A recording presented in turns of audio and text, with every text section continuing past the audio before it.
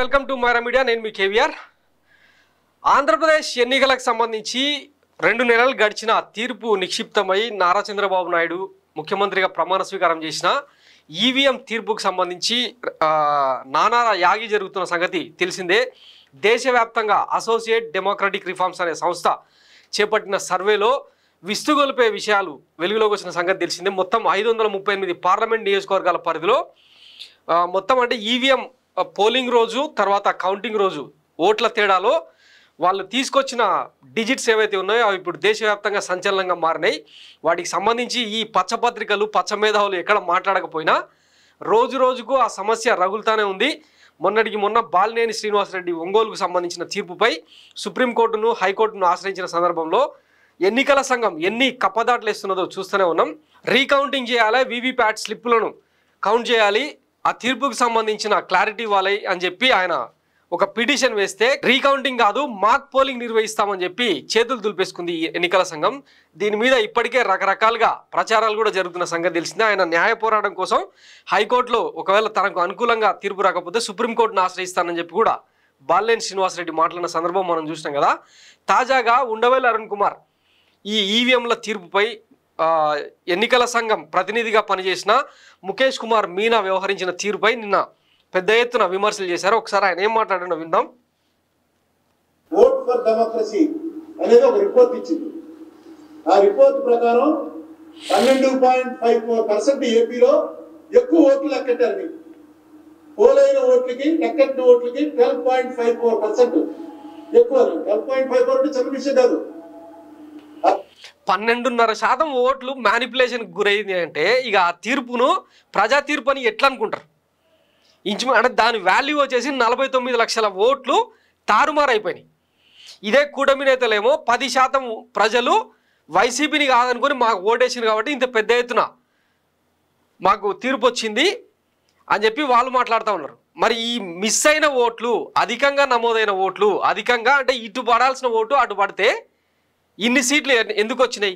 జనసేన అభ్యర్థులు ఎవరో కూడా ముక్కుమొహం తెలియని వాళ్ళను నియోజకవర్గాల్లో నిలబెడితే 100% స్ట్రైక్ రేట్తో ఫలితాలు ఎట్లా వస్తాయి? సో దీని మీద ఇప్పుడు కాదు ఇంకా రాబోయే రోజుల్లో చాలా పెద్ద పెద్ద బ్లాస్టింగ్లు జరగబోతున్నాయి అన్నమాట దేశంలో ఈవీఎంలకు సంబంధించి. ఇప్పటికే ఒడిశా తీర్పు మారిపోయింది, మహారాష్ట్రలో కూడా చాలా స్థానాల్లో తీర్పు మారిపోయిందని చెప్పి విశ్లేషణలు వినిపిస్తున్న తరుణంలో ఆంధ్రప్రదేశ్ వైపు అందరూ చూస్తున్నారు. ఈ టైంలో జగన్మోహన్ రెడ్డి ఏం చేస్తారు, వైసీపీ నేతలు ఏం చేయబోతున్నారు అన్నది ఆసక్తికరంగా మారిందనమాట. అలాగే పక్కన ఒరిస్సాలో 12.48 ఎక్కువ లెక్కెట్టారు అని అక్కడ ఒక లిస్ట్ ఇచ్చారు. వాళ్ళు ఎవరి ఓట్ ఫర్ డెమోక్రసీ ఈ ప్రూవ్ సర్క్యులేట్ అవుతుంది. ఇది అబద్ధం అయితే వెంటనే దాన్ని బ్యాన్ చేయాలి, వెంటనే చర్య తీసుకోవాలి. ఆంధ్రాలో 12.54 ఎక్కువ పెట్టారని చెప్పి అంటుంటే చంద్రబాబు నాయుడు గారు ఇందులో ఎక్స్పర్ట్. ఎందుకంటే ఫస్ట్ ఆయన ఈవీఎంలు తప్పు అని చెప్పింది ఆయనే. ఆయన దీన్ని క్లియర్ చేయాల్సినటువంటి అవసరం ఉంది. లేదా ఓట్ ఫర్ డెమోక్రసీ వాడు బాగస్ వాడు ఉత్తరే ఏమో పెడుతుంటాడు. నేను చూశాను వాళ్ళ పేర్లు, అందులో ఎవరు ఉన్నారు, వాళ్ళంతా చాలా పెద్ద రిపీటెడ్ ఫెలోస్. మరి ఎందుకు అలా పెడుతున్నారని ఇంకో విషయం, నిన్న బాలినేని వేసినటువంటి పిటిషన్లో ఇప్పుడే దేశాయ్ గారు పంపారు. నాకు దేశాయ్ గారు పంపిన దాని ప్రకారం చీఫ్ ఎలక్టోరల్ ఆఫీస్ మీనా గారు 26/6/2024 నాడు ఒకటి ఇచ్చారు. అది అందరికీ కూడా తిరుగుతోంది, మీకు కావాలంటే పెడతాను. దాంట్లో ఆయన చీఫ్ ఎలక్షన్ ఆఫీసర్ ఆయన ఏమి ఇచ్చాడు, ఇవన్నీ కూడా కౌంటింగ్ అయిన 10 రోజుల్లో మొత్తం డిస్ట్రాయ్ చేయమన్నారు. అప్పుడే 20 రోజులు అయింది, 26వ తారీఖు ఇచ్చాడు ఆయన. అప్పుడే 20 రోజులు అయింది, ఇంకా ఎందుకు డిస్ట్రాయ్ చేయలేదు, వెంటనే అన్ని డిస్ట్రాయ్ చేయండి అని చెప్పి ఆయన ఇచ్చాడు. ఆయన పంపిస్తే చూసిన ఆశ్చర్యపోయి దేశాయ్ గారు అడిగారు ఇదేంటండి బాబు అని. వెంటనే దేశాయ్ గారు యాక్ట్ తీసి పంపించాడు. Section 81 of the representation of people act, అదే ఇక్కడ వచ్చి కూర్చునే రాసుకుంది ఆయన, ఇందులో పంపించాడు వాట్సాప్లో. దాని ప్రకారం 45 రోజుల వరకు అది సురక్షితంగా పెట్టించాలి. ఎందుకంటే ఎలక్షన్ పిటిషన్ ఎవడో వేస్తాడేమో, ఎలక్షన్ పిటిషన్ వేసేటప్పటికి అన్ని కూడా సురక్షితంగా ఉండాలి. 45 days టైం ఇచ్చింది యాక్ట్. మీకు గుర్తుందో జక్కంపూడి రామ్మోహన్ రావు గెలిచినప్పుడు వడ్డీ వీరభద్రరావు కోర్టుకి వెళ్ళాడు. కోర్టుకి వెళ్తే ఎన్నాళ్ళు పెట్టింది, 3 ఏళ్ల తర్వాత కౌంటింగ్ చేశారు. 3 ఏళ్ళ ఆయన 45 days కాలదోషం పట్టకుండా కోర్టుకి వెళ్ళిపోయాడు. కానీ యాక్చువల్గా వాయిదాలు పడి 3 ఏళ్ల తర్వాత కౌంటింగ్ చేశారు. చేస్తే 650-700 ఓట్లతో నెగ్గేవరా రామ్మోహన్ రావు కూడా 200-250 ఓట్లు కాదు తప్పు, ఇతను నెగ్గిన 340 ఓట్లతో వచ్చింది చెప్పినట్టు. ఇక అసలు మీరు 10 రోజుల్లో మొత్తం డిస్ట్రాయ్ చేసేయండి అంటే ఇంక ఎలక్షన్ పిటిషన్ వస్తుంది. అసలు డిస్ట్రాయ్ చేసేటువంటి కంప్యూటర్లు ఆన్లైన్. ఇప్పుడు దానికి ఏమన్నట్టు మీరు రండి మాక్ పోలింగ్ పెడతామని. మాక్ పోలింగ్ అంటే మనందరం వెళ్ళి ఇక్కడేమో చెప్పాలి, మేము ఇదిగోనండి మేము సైకిల్ కొడుతున్నాం, మేమేమో ఫ్యాన్ కొడుతున్నాం అని రాసుకుంటారు. అక్కడికి వెళ్ళి మనం సైకిల్ ఫ్యాన్ కొట్టాలి, చూపిస్తారు. ఇక చూడండి మీకు చెప్పినట్టు 12 మంది సైకిల్ కొడతా ఉన్నారు, 12 వచ్చాయి. 8 మందికి ఫ్యాన్ కొడతా ఉన్నారు, 8 వచ్చాయి. ఇది చేస్తారు పిలిచి మాక్ పోలింగ్. ఇప్పుడు మాక్ పోలింగ్ అంటే అది ఇంకేముంది, మాక్ పోలింగ్ కూడా కావాలి, ఆడ పోలింగ్ అయింది కావాలి అని చిన్న చిన్న స్లిప్లు వస్తాయి. ఆ స్లిప్లు ఎందుకు? ఆ రీపోలింగ్ కూడా రీకౌంటింగ్ కూడా ఎట్లా చేయమంటున్నారు, ఎంపిక చేసిన 12 పోస్టల్ బ్యాలెట్లు ఆ ఈవీఎంల మెషిన్లను తీసుకొని వాటిలో వీవీప్యాట్లను లెక్కిస్తే తేలిపోయేదానికి దానికి కూడా ఈ ఎన్నికల సంఘం ఎందుకు తర్జన భర్జన పడుతుంది తెలియాల్సిన అవసరం ఉంది. ఎందుకంటే 10 రోజుల్లో డిసైడ్ చేయమని చెప్పి వీళ్ళు ఎట్టయితే ఆదేశాలు ఇచ్చినరో అక్కడనే తెలిసిపోతుంది ఈ ఎన్నికల సంఘం చిత్తశుద్ధి ఏందన్నది.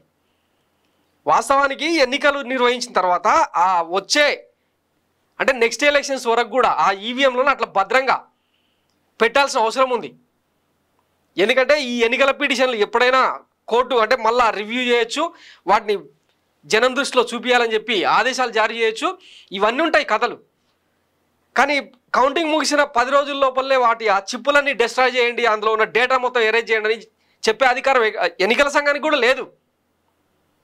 సో ఇందులో మొత్తం తప్పంతా ముఖేష్ కుమార్ మీనా వైపే చూపిస్తుంది. దీనికి సంబంధించిన నివృత్తి చేయాల్సిన అవసరం ఉంది. మొత్తం 1 కాదు 2 కాదు, మొత్తం 175 నియోజకవర్గాలకు సంబంధించిన రీకౌంటింగ్ మళ్ళీ జరపాల్సిన అవసరం కూడా ఉంది. ఎందుకంటే ఇప్పుడే జనానికి ఒక క్లారిటీ కంక్లూజన్కి వచ్చేసిండ్రు. ఇది ప్రజా తీర్పు కాదు, కేవలం ఈవీఎం తీర్పే. ఎప్పుడైతే వైఎస్ జగన్మోహన్ రెడ్డికి 11 సీట్లు వచ్చినాయో ఆ రోజే ఏదో జరిగింది అని చెప్పి జనం కూడా భావిస్తున్న తరుణంలో వీటన్నింటిని మభ్యపెట్టేలాగా ఈ పచ్చ కుక్కలు పిచ్చి కుక్కలు అందరు కలిసి రకరకాల వేణుస్వామి మీద ఎవరు ఆ రాజ్ తరుణ్ లావణ్య వీళ్ళ ఇష్యూలు నడుపుకుంటా గడిపేస్తూ ఉన్నారు. కానీ అసలు తేలాల్సిన విషయం ఇది. ఒకవైపు ఏమో సంక్షేమాన్ని ఎండబెట్టినరు, ఇంకోవైపు విద్యా వైద్యాన్ని ప్రజలకు దూరం చేసే కార్యక్రమాలు చేపడతా ఉన్నారు, ఇంకొక వైపు ఏమో అమరావతి మీద ఫోకస్ పెడతా ఉన్నారు. అసలు ప్రజలకు ఏం కావాలి, ఆంధ్రప్రదేశ్ ప్రజలకు ఏం కావాలి? అవి చూడకుండా అరాచకాలకు గేట్లు ఎత్తి ఇష్టానుసారం నరుక్కుంటూ పోతే ఇది ప్రజాస్వామ్యం అనిపించుకుంటుందా? రెడ్ బుక్ రాజ్యాంగాలు ఇవన్నీ నడవవు ప్రజాస్వామ్య దేశంలో. అతి గొప్ప రాజ్యాంగం అమలవుతున్న దేశం మనది, ప్రపంచంలోనే అతి గొప్ప ప్రజాస్వామ్య విలువలున్న దేశం అని చెప్పి పుంకాలుగా కథలు చెప్తుంటారు కదా. మరి ఆంధ్రప్రదేశ్లో ఏం జరుగుతుందో రాయొద్దా? ఏ ఒక్కడన్నా ఈవీఎంల గురించి ఇట్లా జరుగుతుందని పచ్చపత్రికల్లో కానీ ఆ లుచ్చపత్రికల్లో కానీ వచ్చిందా? ఒక్కటంటే ఒక కథనం చూపించండి. మొదటి నుంచి మైరా మీడియాగా మేమే దీన్ని ఫోకస్ చేస్తూ వస్తున్నాం.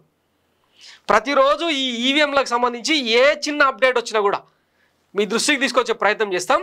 చూస్తూనే ఉండండి Myra TV. Thanks for watching Myra media. నేను మీ కేవీఆర్. Thank you.